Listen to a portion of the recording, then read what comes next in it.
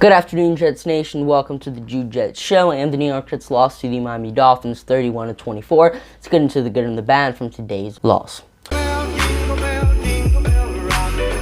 So let's start off with the good. It was a very impressive first half from the New York Jets. We headed into the locker room with a lead, and we have not done that at all this season, so I guess that is a positive for the Jets.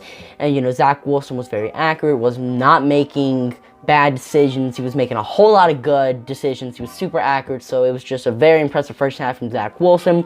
The offense is super creative. As you can see on your screen right now, this play was awesome. That was super creative from the Jets, and then the defense was getting stops as well. It was just an awesome first half from the Jets, but we didn't replicate that success in half number 2.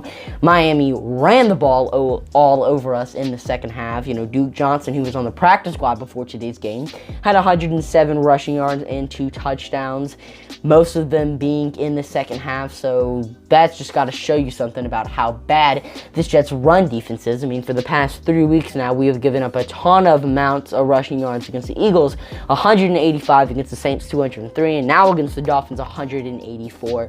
And no, Miami was without pretty much all the running backs today. Myles Gaskin and Duke Johnson were the only two really running backs active for today's game, and they just put numbers on the New York Jets. Johnson was on the practice squad. This Jets run defense was just terrible. We were without Fuller on Fadakasi, so I guess give them a little benefit of the doubt there, but still, none of our other defensive linemen stepped up in the run game today, and that has definitely got to be concerning for the New York Jets.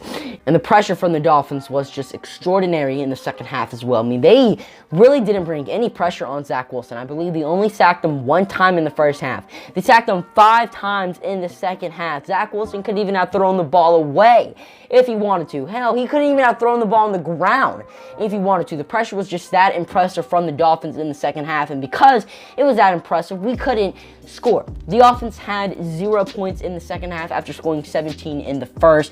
The only points the Jets scored in the second half were from a Brandon Echols pick 6, and I guess that is another positive.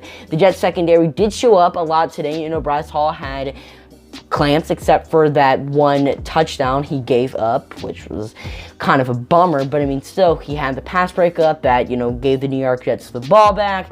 He had another pass breakup that almost led to an interception. He had a pass breakup that would have resulted into a touchdown, and then Brandon Echols had a pass breakup. He had an interception, and Ashton Davis had an interception as well. So it was just a pretty solid day from the Jets cornerbacks, and Tua really didn't do much. We had 196 yards passing, so the Jets cornerbacks did do a pretty solid job today as well.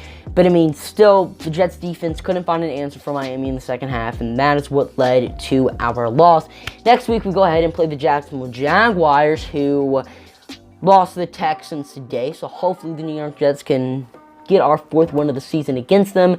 But wasn't a great performance from our team in the second half, and we're going to look to get back at it next week against Jacksonville.